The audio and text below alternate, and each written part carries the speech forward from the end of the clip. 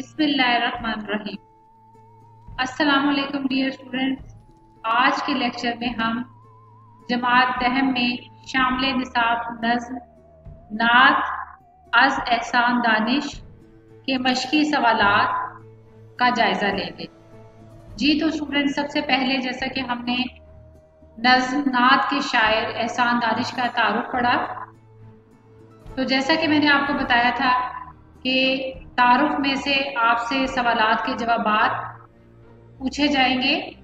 लिहाजा सबसे पहले हम एहसान दानिश की हालात ज़िंदगी और उनके उसलूब बयान यानी उनके तारुफ के सवालात के जवाबात पढ़ेंगे। एहसान दानिश की सवाने उमरी का क्या नाम है, यानी उन्होंने जो सवाने उमरी लिखी वो किस नाम से मकबूल हुई। तो एहसान दानिश की सवाने उमरी का नाम है जहाने दानिश। जी तो बच्चों, ये वैसे सवाल ज़्यादातर जो है वो ऑब्जेक्टिव में पूछा जाता है कि एहसान दानिश की सवाने उमरी का नाम जहाने दानिश है। एहसान दानिश को शेर गोई का ज़ौक़ किसकी सोहबत में पैदा हुआ? एहसान दानिश को शेर गोई का ज़ौक़ काजी मोहम्मद ज़की की सोहबत में पैदा हुआ। ये शॉर्ट आंसर क्वेश्चन में पूछा जा सकता है, ऑब्जेक्टिव में पूछा जा सकता है। यानी शेर कहने का शौक उनको किसकी सोहबत में, किनकी सोहबत में पैदा हुआ? तो काजी मोहम्मद ज़की। एहसान दानिश की वजह शोहरत क्या है? तो ये जब हमने इनकी जो अशार है उनकी तशरीह की थी, तो उसमें आपने बार बार पढ़ा कि उन्होंने अगरचे गज़ल भी लिखी, नज़म भी लिखी, लेकिन उनकी वजह शोहरत जो है उनकी नज़में हैं। उनकी नज़मों में जहाँ आम आदमी के दुखों का इजहार मिलता है, वहाँ कुदरती मनाजिर की उम्दा तस्वीर कशी की गई है। अगर आपको मेरा पिछला लेक्चर याद हो तो उसमें मैंने आपको बताया था, चूंकि इनको मजदूर शायर कहा जाता है, जैसा कि ये नीचे वाले सवाल में भी बताया गया है। जहां आपसे पूछा जाए कि मजदूर शायर किस शायर को कहा जाता है, तो फौरन आपके जहन में एहसान दानिश का नाम आना चाहिए, क्योंकि आपने इनके हालात ज़िंदगी के बारे में पढ़ा कि जो है उनको पढ़ने का बहुत शौक था, लेकिन बुरे हालात की वजह से वो अपनी तालीम को जारी ना रख सके। लेकिन जब वो मेहनत मजदूरी करने के लिए गए तो वहाँ पर साथ साथ लाइब्रेरी वगैरह में भी जाते थे और वहाँ उन्होंने जो है अपनी तालीम का सिलसिला इस तरह से जारी रखा। तो उनकी वजह शोहरत जो है उनकी नज़में हैं, और आम आदमी का जिक्र जो है वो उनकी नज़मों में इसलिए मिलता है कि उन्होंने खुद एक मेहनत कशी, मजदूरी और जफाकशी की जिंदगी गुजारी है। किस शायर को मजदूर शायर कहा जाता है? एहसान दानिश को मजदूर शायर कहा जाता है, इन्हें शायर इनकलाब भी कहा जाता है। तो ये आपने याद रखना है, शायर इनकलाब भी जो है वो एहसान दानिश को कहा जाता है और मजदूर शायर भी, क्योंकि इनकी शायरी का मौजू मुफलिस और मखलूकुल हाल, मजदूर और मेहनत कश तबका है। चूंकि आपने खुद मजदूरी की मुशक्कतें बर्दाश्त की थी, इसलिए आप मेहनत कश तबके का दुख बखूबी समझते थे। जाहिर है बेटा, जो इंसान खुद उन हालात से गुजरा हो तो वो जिंदगी के उतार चढ़ाव को जितने अच्छे तरीके से एक्सप्लेन कर सकता है, वो एक आम आदमी पढ़ के या किसी से सुन के एक्सप्लेन नहीं कर सकता। एहसान दानिश की कौन कौन सी तसानीफ है? ये एक अलग से सवाल है, शॉर्ट आंसर क्वेश्चन में ये आपसे पूछा जाता है। इनकी तसानीफ में हदीस ज़िंदगी, दर्द ज़िंदगी, नवाएगर, आतिश खामोश, गोरस्तान, ज़ख्म मरहम और शिराजा शामिल हैं। और ये देखें एंड पे ये इनकी तसानीफ में शामिल नहीं है, इनकी सवाने उमरी। ये देखें यहाँ भी इसका अलग से जिक्र हुआ है, ठीक है। लिहाजा सवाने उमरी यानी अपनी जिंदगी के बारे में जो कुछ आप लिखा उन्होंने, तो वो जहाने दानिश के नाम से मकबूल हुई। ये ऊपर तसानीफ के नाम है और आखिर में उनकी सवाने उमरी है। ये जैसे कि आप सामने देख रहे हैं, ये गोरस्तान, जहाने दानिश ये उनकी सवाने उमरी, और दर्द जिंदगी ये उनकी तसनीफ है, और इसी तरह से आतिश खामोश। अगर आप बच्चे कभी किसी लाइब्रेरी में जाने का इत्तेफाक हो, या अगर आप नेट पे भी खोल के देखना चाहें तो आप देख सकते हैं, उनके शौक होना चाहिए। उसके बाद हम नात के मशकी सवालात का जायजा लेंगे। नात के पहले शेर में हुजूर सल्लल्लाहु अलैहि वसल्लम की कौन सी सिफात बयान की गई हैं? तो इसको आप इस तरह से अगर पैराग्राफ की शक्ल में भी लिख सकते हैं, लेकिन पॉइंट्स के शक्ल में लिखेंगे तो वो भी ज़्यादा बेहतर है। हजूर सल्लल्लाहु अलैहि वसल्लम दो आलम के मददगार है या इमदादगार, दोनों तरह से आप लिख सकते हैं। जैसा कि नात का आगाज ही इस मिसरे से होता है, दो आलम का इमदादगार आ गया है। और दूसरा, दीन इस्लाम और पैगाम इलाही के अमीन हैं, गरीबों के गमगुसार और हमदर्द हैं। ये आपकी जो नज्म का मतला है, यानी जो उसका पहला शेर ही है, उसमें ही दो आलम का इमदादगार आ गया है, अमीन आ गया, गमगुसार आ गया है। तो उसमें जो है आपको इस सवाल का मुकम्मल जवाब मिल जाता है। दूसरे शेर के मुताबिक किसको सुकून मिला है, तो ये भी गरीबों की जान को, यतीमों के दिल को सुकून आ गया है, करार आ गया है। जैसा कि मैंने आपको नज़्म के आगाज में ही बताया था कि अगर आपको तमाम अशार अच्छे से याद होंगे तो कोई भी ऑब्जेक्टिव सब्जेक्टिव किसी अंदाज में पूछा जाए तो बिल्कुल भी गलती का इम्कान नहीं होगा। तो यहाँ भी देखें, दूसरे शेर के मुताबिक आप सल्लल्लाहु अलैहि वसल्लम की तालीमात से मुआशरे के पिसे हुए गरीब और मस्कीन, मुस्तहिक और यतीम तबके के हुकूक मुकर्रर हुए, जिससे इनको करार और सुकून मिला।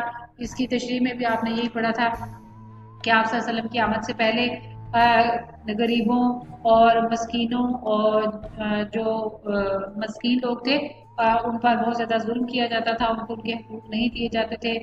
लेकिन आप सल्लल्लाहु अलैहि वसल्लम ने आकर जो है वो इन गरीबों के, यतीमों के, मस्कीनों के जो है वो हुकूक मुकर्रर फरमाए। और इसी तरह से पहले जो है वो जो सज़ा होती थी वो गरीब को जो है कोई अगर उसे कोई छोटा सा जुर्म सरजद हो जाता तो उसे जो है वो सज़ा का मुस्तहिक ठहराया जाता, जबकि वही जुर्म जो है वो अगर किसी अमीर या आला नस्ल के जो है फर्द से होता तो उससे पूछगछ या बाज़पुरस नहीं की जाती थी। लेकिन आप सल्लल्लाहु अलैहि वसल्लम ने आके इन तमाम तफर्रुकात को खत्म किया।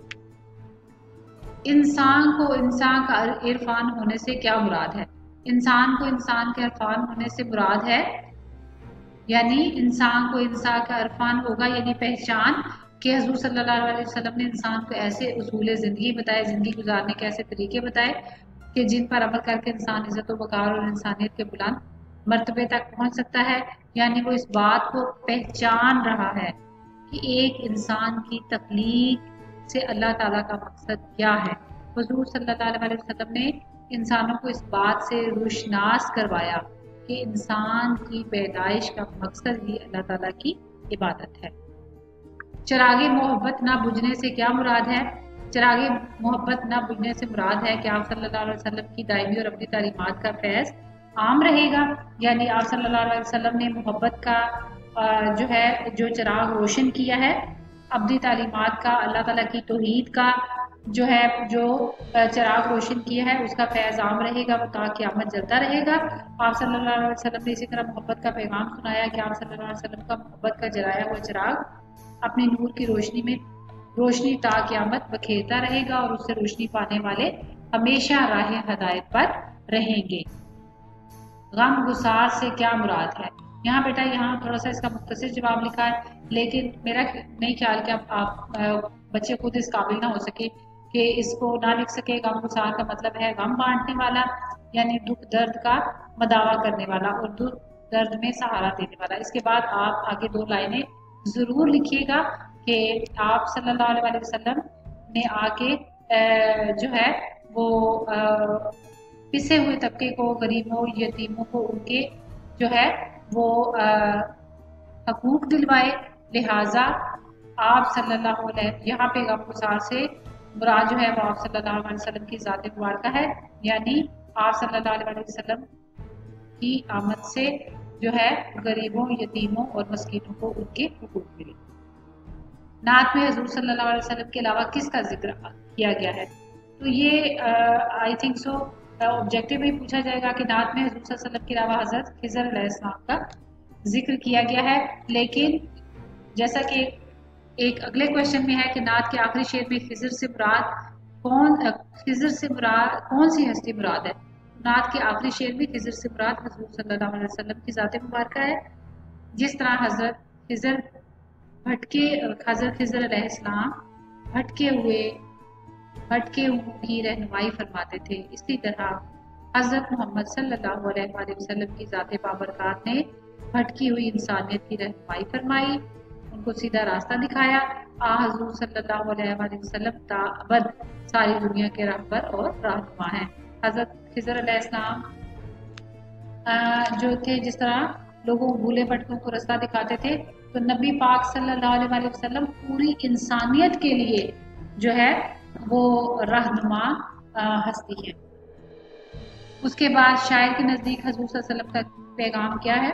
शायर के नज़दीक हज़ूर सल्लल्लाहु अलैहि वसल्लम का पैगाम उसूल मोहब्बत है। ये भी ऑब्जेक्टिव में पूछा जाता है, और अगर ये शॉर्ट आंसर क्वेश्चन में पूछा जाए तो फिर आप इसकी 2-3 जुमलों में आगे डिटेल लिख सकते हैं। क्या जैसा कि आप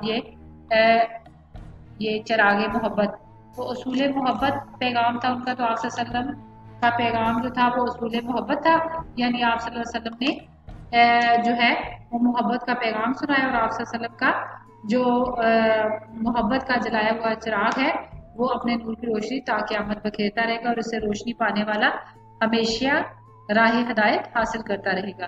लिहाजा आपका कॉन्सेप्ट क्लियर होना चाहिए, घुमा फिरा के जिस तरह से भी आपको क्वेश्चन किया जाए आपको उसका जवाब आना चाहिए। इसके बाद बेटा नेक्स्ट क्वेश्चन है, अल्फाज को जुमलों में इस्तेमाल करें। अल्फाज गम गुसार, बहुत से जुमले बना सकते हैं। नबी करीम सल्लल्लाहु अलैहि वसल्लम इंसानियत के लिए गम गुसार बनकर आए। करार, नबी पाक सल्लल्लाहु अलैहि वसल्लम की आमद से तड़पती हुई इंसानियत को करार आ गया। यकीन, हर मुसलमान को पूरे यकीन के साथ नमाज पढ़नी चाहिए। पैगाम, नबी करीम सल्लल्लाहु अलैहि वसल्लम के पैगाम पर अमल करके हम दुनिया और आखिरत में कामयाबी हासिल कर सकते हैं। नबी पाक सल्लल्लाहु अलैहि वसल्लम ने तौहीद का पैगाम पूरी दुनिया में फैलाया। जी वकार, सदर जी वकार की आमद से तकरीब का बाकायदा आगाज हुआ। ये हमेशा याद रखिएगा कि जुमला हमेशा जो है वो इंफॉर्मेटिव होना चाहिए, मुकम्मल होना चाहिए। बेमानी तो वो जुमला ही नहीं होता, जिसका कोई मीनिंग ना बनता वो कोई जुमला नहीं होता, लिहाजा उसको जुमला कहते ही नहीं है। इसलिए जो बच्चे इधर उधर की बात करके अधूरा सेंटेंस लिखने की कोशिश करते हैं तो उसके आपको कोई नंबर नहीं मिलेंगे, क्योंकि जो है वो उसूली तौर पर उसको जुमला कह ही नहीं सकते। जुमला वो होता है जिसमें कोई इंफॉर्मेटिव बात हो जो अपनी जगह मुकम्मल हो। ठीक है, जिस तरह से आपने ये सारे जुमले देखे। इसके बाद अल्फाज के माने लिखें। उसूल, कानून, एतबार, यकीन, चिराग, दिया, इरफान, बुलंदी, पहचान। राह, ये राह गुजर नहीं है बेटा, ये राह गुजार है, रास्ते से गुजारने वाला। ये नबी पाक सल्लल्लाहु अलैहि वसल्लम के लिए आखिरी शेर में ये लफ्ज़ इस्तेमाल हुआ है कि एक राह गुजार सदे राह आ गया है, कि 100 रास्ते की मुश्किलों से गुजारने वाला। तो यहाँ पे से के बाद अलिफ है। राह गुजार, रास्ते से गुजारने वाला। और ये एक्चुअली शुरू में आना चाहिए था कि एहसान दानिश किस किस्म के शायर थे। एहसान दानिश कादरुल कलाम शायर थे, और उनकी शायरी मशरकी इक़दार, ये बेटा इक़्तिदार लफ्ज़ नहीं है जहाँ पे ये ते इजाफी है। उनकी जो शायरी है वो मशरकी इक़दार, ये आपने तशरीह में बार बार पढ़ा। मशरकी इक़दार की आइनादार है। इन्हें गज़ल और नज़म दोनों पर यकसां कुदरत हासिल थी। और जैसा कि आप को तो अब तशरीह में भी मेरे साथ रेपिटेशन कर करके ये सेंटेंस याद हो गया होगा कि ये इसके बाद कि इन्हें गज़ल और नज़म दोनों पर यकसां कुदरत हासिल थी, लेकिन उनकी वजह शोहरत जो है उनकी नज़में हैं। अल्हम्दुलिल्लाह इसके साथ ही हमारी जमात दहम की नज़्म, जिसके शायर का नाम एहसान दानिश है, शायर का तारुफ, तशरीह, सवालात के जवाबात मुकम्मल हुए। उम्मीद है आप सब बच्चों को हर पहलू से नात की समझ आ गई होगी। इसके साथ ही इजाज़त चाहती हूँ। दुआओं में याद रखिएगा। अल्लाह।